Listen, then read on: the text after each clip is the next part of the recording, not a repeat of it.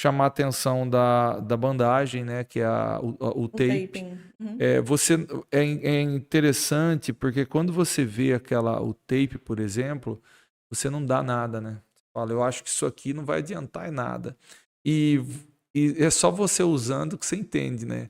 Eu costumo dizer que isso aí parece que você está com a mão da fisioterapeuta lá o tempo todo. 24 horas grudada É, na sua cara, é pele. incrível isso, é incrível. O taping, ele é uma técnica, né, de aplicação, uma faixa, né, que tem, né, uma cola, e essa aplicação dessa cola, realmente ela não tem nenhuma medicação, não tem nada Não, tem nada aplicado mesmo. nela, mas ela tem física aplicada Sim, nela. verdade.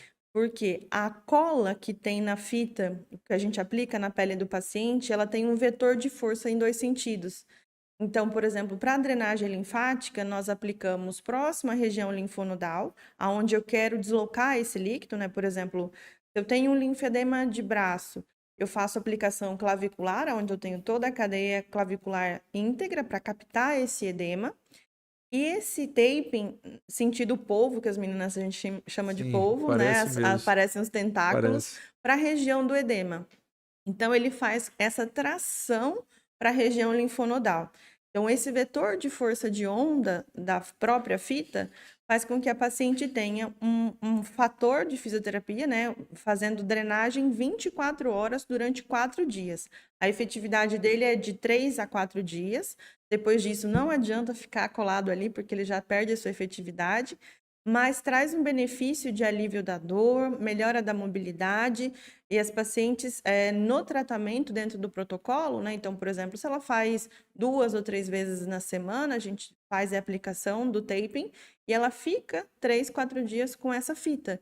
Então, traz esse benefício de Sim. regeneração e melhora do edema. E por fim, você citou a meia, nós vamos falar um pouquinho até um pouco mais para frente, mas a ideia da meia é exatamente, eu penso, que auxilia muito, especial quando você vai fazer exercício físico e tudo. Mas eu tenho uma situação na meia que eu acho que deve ser bem abordada, que é o seguinte: as pessoas falam frequentemente, não consigo usar a meia de compressão. É que, às vezes, ela está tão apertada que você não consegue pôr, você põe de uma maneira errada. Então, às vezes, compensa, primeiro, ter medida para você comprar aquilo que é do tamanho do seu membro. E segundo, às vezes compensa até uma compressão um pouco menor de início, né? Porque as pessoas acabam desistindo disso aí, eles largam de lado. E também, assim, a meia por meia não vale a pena, né? Então, por exemplo, tá com o braço inchado e não vai fazer fisioterapia, não tem nenhuma orientação para o linfedema, a meia só vai traumatizar a paciente, ela não vai usar. Então, hoje, a meia de compressão, a gente trabalha com a avaliação da Isso. fisioterapia e a medida específica para cada braço. E também existem as diferenças das meias. Tem a meia plana, tem a meia circular. Então, quando nós temos um linfedema já instaurado, eu preciso diminuir esse linfedema, fazendo o tratamento de terapia física complexa, de enfaixamento compressivo, né?